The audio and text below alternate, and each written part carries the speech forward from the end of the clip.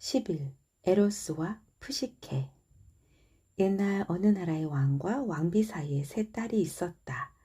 두 언니도 보통 이상으로 아름다웠으나 특히 막내둥이의 아름다움은 이루 말로 형용할 수 없을 정도였다. 그녀의 아름다움은 외국에까지 소문이 퍼져 이웃 나라에서 많은 사람들이 그녀를 보려고 떼를 지어 몰려들 정도였다. 그들은 그녀를 보고 경탄한 나머지 이제까지 아프로디테에게만 바치던 경의를 그녀에게 바쳤다. 사실 사람들의 정성이 이 젊은 처녀에게 쏠렸기 때문에 아프로디테의 재단을 돌보는 사람이 없을 정도였다. 처녀가 지나가면 사람들은 그녀를 칭송하는 노래를 불렀고 길 위에 화관이나 꽃을 뿌렸다. 이와 같이 불사의 신들에게만 표해야 하는 경의가 죽을 수 있는 인간을 찬양하는 데 남용되는 것을 보고 아프로디테는 몹시 노했다. 아프로디테는 노한 나머지 향기로운 머리타래를 흔들면서 부르짖었다. 나의 명예를 인간의 딸에게 넘겨야 한단 말인가? 제우스까지도 그의 판정을 신임하는 왕의 목양자가 나의 유명한 경쟁자인 아테나와 헤라보다도 내가 더 아름답다고 한 그 영예도 이제는 소용이 없게 되었다. 그러나 그녀가 내 명예를 그렇게 쉽사리 박탈하지는 못할 것이다. 그녀는 자기의 그토록 넘치는 아름다움을 후회할 때가 오고야 말 것이다. 그녀는 날개 달린 아들 에로스를 불러들였다. 에로스는 천성적으로 장난을 좋아했는데 어머니의 불평을 듣자 감정이 격발했다. 그녀는 아들에게 푸시케를 가리키며 말했다. 나의 사랑하는 아들아, 저 교만한 미녀를 골려다오. 그녀가 받는 벌이 심하면 심할수록 나에게는 좋은 복수가 된단다. 저 교만한 아가씨의 가슴 속에 어떤 미천한 자에 대한 연정을 불어넣어라. 그렇게 되면 그녀의 현재의 환희와 승리감이 큰 만큼 장차 받게 될 굴욕 또한 크리라. 에로스는 어머니의 명령에 따라 준비를 했다. 아프로디테의 정원에는 샘이 2개 있었는데 그 중 하나는 물맛이 달고 하나는 썼다. 에로스는 2개의 호박병에다 2 샘물을 각각 담고서 그것을 화살통 끝에 매달고 급히 푸시케의 방으로 갔다. 푸시케는 자고 있었다. 에로스는 그녀의 모습을 보니 측은한 생각이 들었지만 쓴 샘물을 2 방울 그녀의 입술 위에 떨어뜨렸다. 그러고 나서 그녀의 옆구리에 화살 끝을 대자 그러자 그녀는 잠을 깨고 에로스를 바라보았다. 물론 에로스는 보이지 않았지만 에로스는 몹시 놀란 나머지 당황하여 자신이 들고 있던 화살로 부상을 입었다. 부상을 조금도 개의치 않고 그는 자기가 저지른 장난을 취소하기에 열중하여 그녀의 비단 같은 고수머리 위에 기쁨의 향기로운 물방울을 뿌렸다. 아프로디테의 미움을 받은 푸시케는 그 후부터는 아무리 아름답다 하더라도 그 미에서 아무런 이득을 얻을 수 없었다. 사실 모든 사람의 시선이 그녀에게 집중되고 모두가 그녀를 칭찬하였으나 왕도 귀족의 젊은이도 또 평민도 누구 하나 그녀에게 청혼하는 자가 나타나지 않았다. 보통 정도의 미를 가지고 있었던 그녀의 2 언니들은 이미 오래전에 왕자들과 결혼했다. 그러나 푸시케는 독수, 공방, 고독한 신세를 한탄하며 많은 사람들로부터 칭찬을 받았으나 사랑을 불러일으키지 못하는 자기의 미에 실증을 느꼈다. 그녀의 부모는 자기들도 모르는 사이에 신들의 노여움을 사지나 않았나 두려워한 나머지 아폴로는 신탁에 문의했다. 그러자 다음과 같은 답변을 얻었다. 그 처녀는 인간에게 시집을 갈 팔자가 아니다. 그녀의 장래의 남편이 산꼭대기에서 그녀를 기다리고 있다. 그는 괴물로서 신이나 인간도 그에게는 반항할 수 없다. 이 무서운 신탁에 모두들 놀랐다. 그녀의 부모가 슬픔에 잠긴 것을 보고 푸시케가 말했다. 아버님, 어머님, 왜 이제 와서 저의 신세를 슬퍼하세요?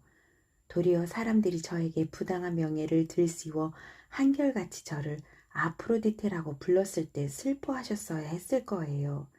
그런 칭호를 들은 벌이 이제 제게 내린 것임을 이제 알겠어요. 저는 운명에 순종하겠어요. 저의 불행한 운명이 가라고 한 저 바위로 저를 데려다 주세요. 이리하여 모든 준비를 끝내자 왕녀를 보내는 행렬이 출발했다. 그러나 그것은 혼례 행렬이라기보다 장례 행렬에 가까운 것이었다. 푸시케는 사람들의 비탄 가운데 부모와 더불어 산으로 올라갔다. 산 꼭대기에 이르자 사람들은 그녀만 혼자 남겨놓고 슬픈 마음으로 집으로 돌아갔다. 푸시케는 공포에 떨며 눈물에 흠뻑 젖어 있었다. 이때 친절한 제피로스가 그녀를 꽃이 한박 피어있는 골짜기로 실어다 주었다. 그러는 동안 마음도 진정되었다. 그녀는 풀이 무성한 뚝에 드러누워 잠이 들었다. 정신을 차리고 상쾌한 마음으로 눈을 뜨자 주위에는 커다란 나무가 우뚝 솟은 아름다운 숲이 있었다. 푸시케는 그 속으로 들어갔다. 그녀는 숲 한가운데서 샘을 발견하였는데 그 샘에서는 수정과 같이 맑은 물이 솟아나고 있었다. 그리고 샘 곁에는 굉장히 큰 궁전이 있었는데 그 장엄함은 보는 사람으로 하여금 그 궁전이 사람의 손에 의하여 이루어진 것이 아니라 어떤 신의 행복한 은신처라는 느낌을 주었다. 감탄과 경이감에 이끌린 푸시케는 그 건물에 접근하여 용기를 내어 안으로 들어갔다. 보이는 물건마다 그녀에게 즐거움과 놀라움을 안겨주었다. 황금 기둥이 반원형 지붕을 떠받치고 있었다. 벽은 수렵의 대상이 되는 짐승이나 전원 풍경을 그린 조각과 그림으로 장식되어 보는 사람의 눈을 즐겁게 해주었다. 더 안으로 들어가 보니 의식용 큰 방 외에 여러 가지 보물과 자연과 예술이 빚은 아름답고 값비싼 제품이 가득 찬 방이 여러 개 있었다. 그녀가 이러한 것들을 바라보고 있을 때 사람은 하나도 보이지 않았는데 어디서 한 목소리가 그녀에게 다음과 같이 말했다. 여왕이시여, 당신이 지금 보고 계신 것은 모두 당신 것입니다. 당신이 듣고 계신 이 목소리는 당신의 하인인 우리들의 목소리랍니다. 우리들은 당신의 모든 분부에 전력을 다해 복종하겠습니다. 당신의 방으로 가셔서 털 침대 위에서 편히 쉬십시오. 또한 목욕을 하시려거든 하십시오. 저녁 진지는 옆에 있는 정자에서 드시는 것이 어떨까요? 푸시케는 소리만 나는 그 시종의 말에 귀를 기울였다. 그녀는 포근한 털 침대 위에서 푹 쉬고 목욕을 하고는 정자로 들어가 앉았다. 그곳에서는 급사 하인들이 일하는 것도 보이지 않았지만 식탁이 마련되고 그 위에는 맛 좋은 음식과 감미로운 술이 놓여 있었다. 그리고 보이지 않는 연주자의 음악이 그녀의 귀를 즐겁게 해주었다. 그중 한 사람은 노래를 부르고 한 사람은 류트를 탔는데 멋진 조화를 이루고 있었다. 푸시케는 아직 남편 될 사람을 보지 못했다. 그는 밤이 어두워야만 왔고 날이 밝기 전에 집을 나갔다. 그러나 그의 음성은 사랑에 충만하였고 그녀의 마음에도 같은 애정을 불러일으켰다. 그녀는 떠나지 말고 얼굴을 보여달라고 종종 간청하였으나 그는 듣지 않았다. 도리어 그는 정당한 이유가 있어 얼굴을 보이고 싶지 않으니 자기를 볼 생각은 아예 말라고 부탁했다. 왜 나를 보고 싶어 하오? 나의 사랑에 대하여 조금이라도 의심을 가지고 있어? 무슨 불만이 있어? 그대가 나를 본다면 두려워할지도 모르고 숭배할지도 모르나 중요한 것은 나를 사랑하는 것이고 그것만을 나는 그대에게 원하오. 나는 그대가 나를 신으로서 숭배하는 것보다 같은 인간으로서 사랑하기를 바라오. 이러한 말을 들으면 푸시케는 잠시 마음이 안정되고 아직 신기한 기분이 계속될 동안에는 행복을 느낄 수 있었다. 그러나 마침내 자기의 운명도 모르고 계실 부모님 생각, 자기의 지위에 대한 기쁨을 같이 나눌 수 없는 언니들 생각이 푸시케의 마음을 괴롭혔고 궁전은 오직 훌륭한 감옥에 불과한 것으로 느끼게 되었다. 어느 날 밤 남편이 왔을 때 푸시케는 그에게 자기의 고민을 털어놓았다. 그리하여 마침내 언니들을 만나보아도 좋다는 승낙을 겨우 얻어냈다. 그녀는 곧바로 제피로스를 불러 남편의 명령을 전달했다. 제피로스는 명령에 복종하여 얼마 지나지 않아 언니들을 산을 넘어 푸시케가 있는 골짜기로 데리고 왔다. 언니들과 푸시케는 서로 끌어안고 반가움을 나눈 후 푸시케가 이렇게 말했다. 이리 오셔서 저의 집으로 들어가요. 시장하실 텐데 뭘 좀 드셔야죠. 그녀는 언니들의 손을 잡고 금으로 만든 자기의 궁전으로 안내했다. 그리고 목소리만 들리는 수많은 시종들로 하여금 언니들은 시중을 들게 하여 목욕도 시키고 음식도 대접했으며 여러 가지 보물도 자랑하였다.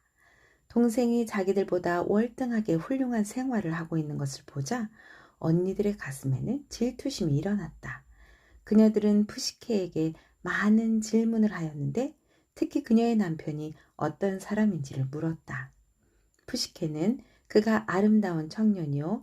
낮에는 보통 산에 사냥을 나간다고 답변했다. 언니들은 답변에 만족하지 않고 푸시케로 하여금 자기는 아직껏 한 번도 남편을 본 일이 없음을 고백해 하였다. 그러자 그녀들은 그녀의 가슴에 의심이 가득 차도록 다음과 같이 말했다. 저 피타이아의 신탁이 네가 무서운 괴물과 결혼할 팔자라고 한 것을 잊지 말아라. 이 골짜기에 사는 주민들 말에 의하면 너의 남편은 무섭고 괴상한 뱀으로서 한동안 너를 맛있는 음식을 먹여 기른 뒤에 삼켜버린다는 것이다. 우리 말대로 하여라. 등잔과 예리한 칼을 준비하여라. 남편에게 들키지 않도록 그것을 숨겨놓았다가 그가 깊이 잠들거든 침대에서 빠져나와 등잔불을 켜고 이것 주민들이 말하는 것이 사실인가 네 눈으로 보아라. 사실이라면 주저하지 말고 괴물의 머리를 베어 너의 자유를 되찾아라. 푸시케는 이런 말을 개의치 않으려 했으나 그것이 그녀의 마음에 영향을 미치는 것은 어찌할 수가 없었다. 언니들이 떠나자 그들의 말과 그녀 자신의 호기심이 그녀를 더 이상 참을 수 없게 충동질했다. 푸시케는 등불과 예리한 칼을 준비하여 남편이 보지 못하도록 덮개를 씌워 감추어 두었다.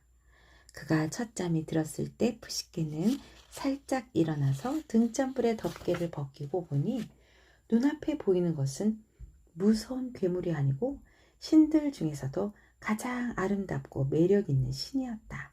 그의 금빛 고수머리는 눈빛같이 흰 목과 진홍색 볼 위에서 물결치고 어깨에는 이슬에 젖은 두 날개가 눈보다도 희었으며 그 털은 보들보들한 봄꽃과 같이 빛나고 있었다. 남편의 얼굴을 더 가까이 보기 위해서 등불을 기울였을 때 불붙은 기름 한 방울이 그의 어깨에 떨어졌다. 그는 깜짝 놀라 눈을 뜨고 푸시케를 응시하였다. 그러고 나서 말 한마디 없이 흰 날개를 펴고 창밖으로 날아갔다. 푸시케는 그를 따라가려고 노력했으나 창틀에서 땅으로 떨어졌다. 에로스는 푸시케가 땅바닥에 엎어져 있는 것을 보고 잠깐 멈추고는 말했다. 오, 어리석은 푸시케야. 이것이 나의 사랑에 보답하는 짓이란 말인가? 나는 어머니의 명령에도 복종하지 않고 너를 아내로 맞았는데 너는 나를 괴물로 여기고 나의 머리를 베려고 생각하였단 말이냐? 가거라. 언니들한테로 돌아가거라. 나의 말보다 그들의 말을 들었으니까 나는 너에게 다른 벌을 가하지 않겠다. 오직 영원히 너와 이별할 따름이다. 사랑은 의심과 동거할 수 없는 것이다. 이렇게 말하고는 울부짖으며 땅에 엎드려 있는 가여운 푸시케를 버리고 가버렸다. 그녀는 어느 정도 마음의 평정을 되찾고 주위를 둘러보았다. 궁전도 정원도 없어지고 자기가 언니들이 살고 있는 도시로부터 얼마 떨어지지 않은 넓은 벌판에 있는 것을 깨달았다. 푸시케는 언니들이 있는 곳으로 가서 자기가 당한 재난을 다 이야기했다.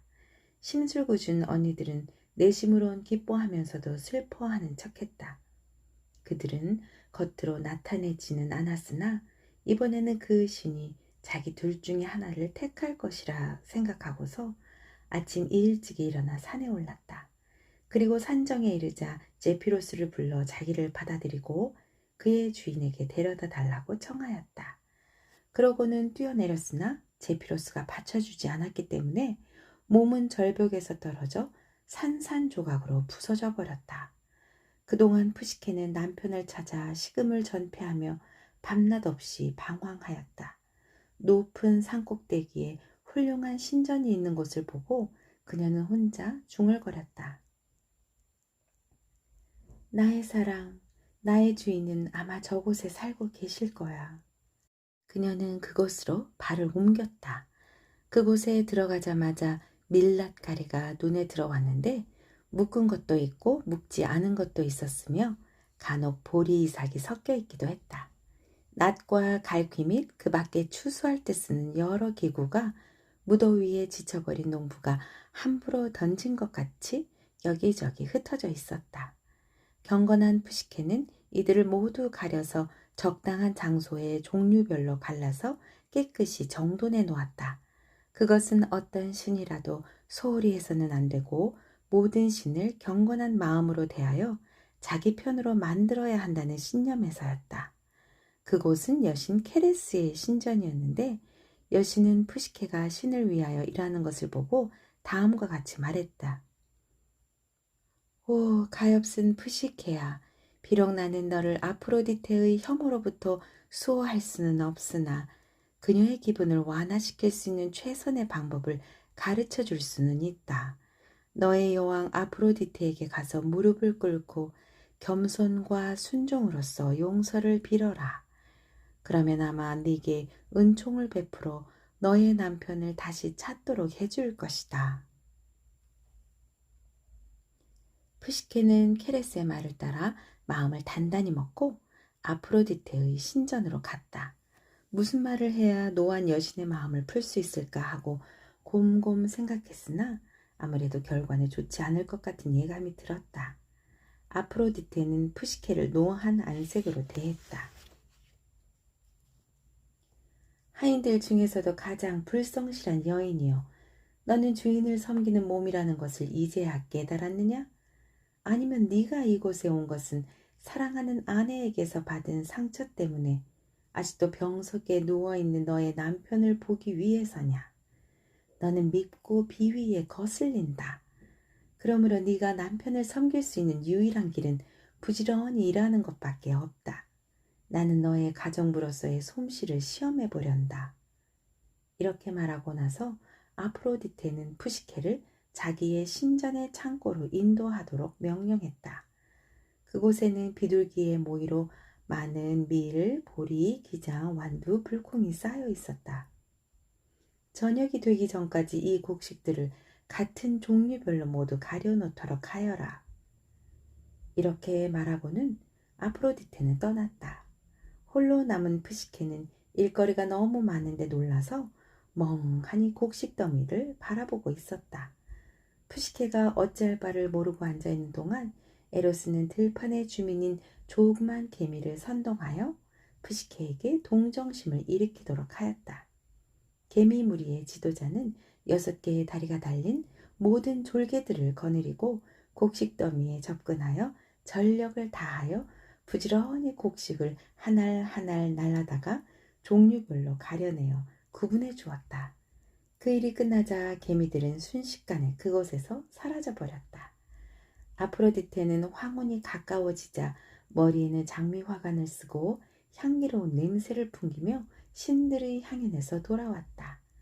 그녀는 푸시케에게 명령한 일이 다 끝나는 것을 보고 부르짖었다.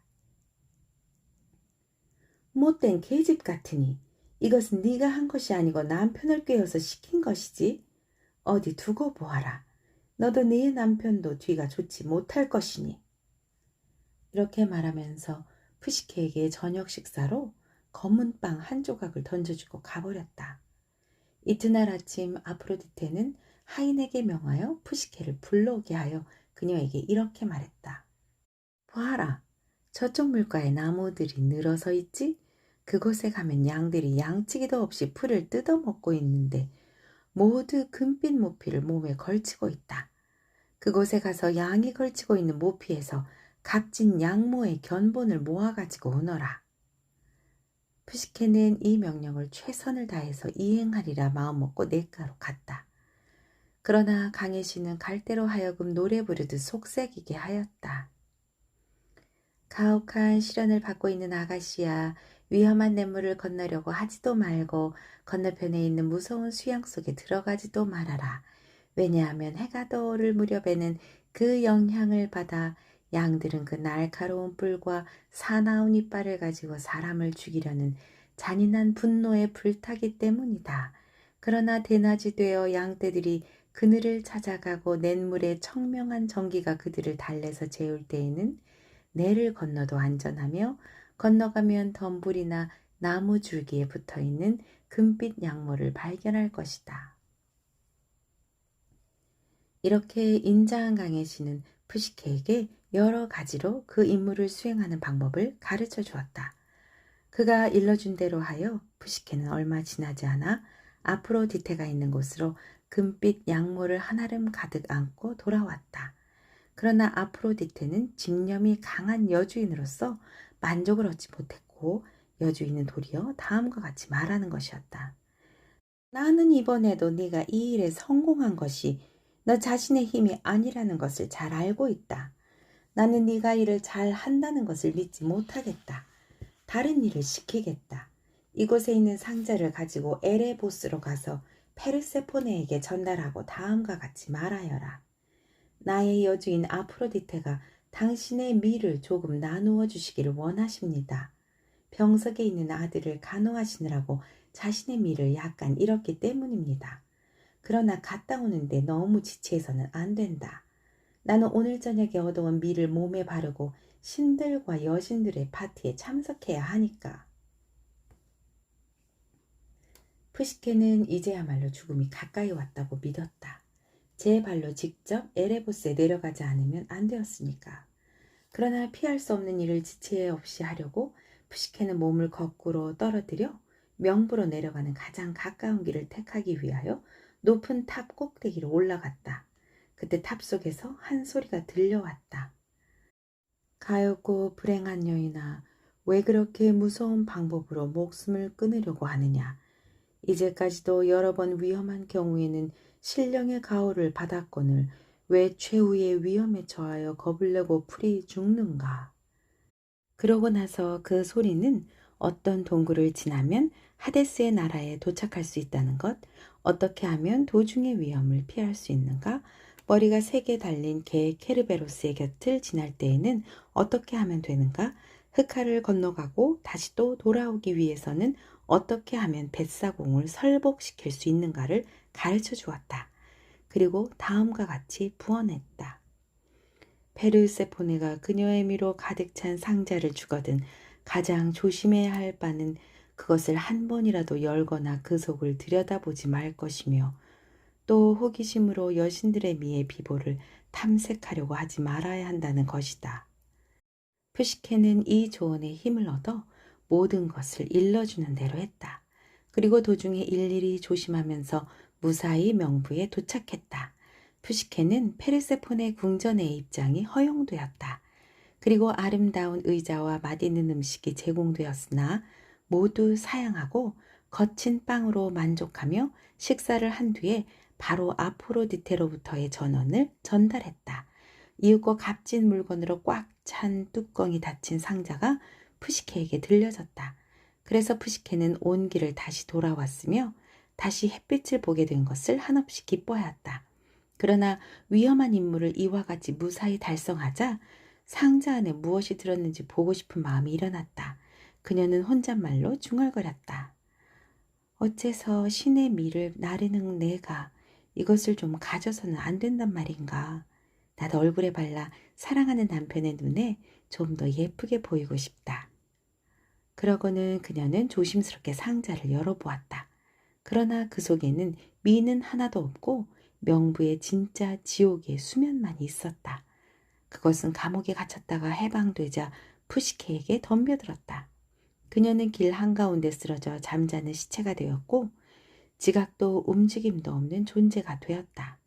한편 에로스는 이미 상처도 치유되고 사랑하는 푸시케를 보고 싶은 마음이 간절하여 마침 자기 방 창문이 열려 있었기 때문에 그 틈으로 빠져나와 푸시케가 누워있는 곳으로 날아갔다.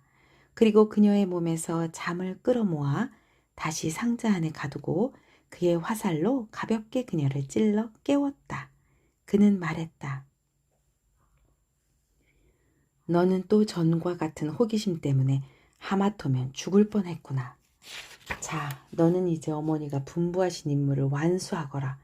그 밖의 일은 내가 하겠다. 에로스는 높은 하늘을 단번에 꿰뚫는 번갯불과 같이 재빨리 제우스 앞에 나아가 애원했다. 제우스는 호의를 가지고 들어주었다. 그리고 두 연인을 위해서 간곡히 아프로디테를 설득시켰기 때문에 마침내 그녀도 승낙하였다. 제우스는 헤르메스를 보내 푸시케를 천상의 회의에 참석해 하였다. 그녀가 도착하자 제우스는 불로 불사의 음식이라고 하는 암브로시아를 손수 한 잔 권하면서 이렇게 말했다. 푸시케야, 이걸 마시고 불사의 신이 되어라. 에로스는 이 맺어진 인연을 끊지 못할 것이며 이 결혼은 영원히 변함이 없을 것이다. 이리하여 푸시케는 마침내 에로스와 결합했다. 그리하여 두 사람 사이에서 딸이 하나 탄생했는데 그 아이는 쾌락이라고 불렸다. 에로스와 푸시케의 전설은 보통 우화로 생각되고 있다. 그리스어의 푸시케는 나비라는 의미와 영혼이라는 의미를 가지고 있다. 영혼 불멸의 예시로서 나비만큼 인상적이고 아름다운 것은 없다. 나비는 느릿느릿 배로 기어다니는 모충의 생활을 끝마친 뒤 자기가 지금까지 누워있던 무덤 속에서 아름다운 날개를 파닥거리며 뛰쳐나오면 밝은 대낮에 훨훨 날아다니며 더없이 향기롭고 감미로운 봄의 생산물을 먹는다. 그러므로 푸시케는 갖은 고난에 의해서 정화된 후에 진정하고 순수한 행복을 누릴 수 있는 인간의 영혼인 것이다. 예술 작품 속에서의 푸시케는 나비의 날개를 단 처녀로 묘사되어 있다. 그 곁에는 에로스가 있으며 두 사람은 여러 가지 모습으로 우위를 나타내고 있다. 에로스와 푸시케의 이야기는 2세기경의 작가 아플레이우스의 작품에 비로소 나타나 있다. 그러므로 지금 여러분이 읽고 있는 이 책 속의 대부분의 이야기보다 훨씬 새로운 셈이다.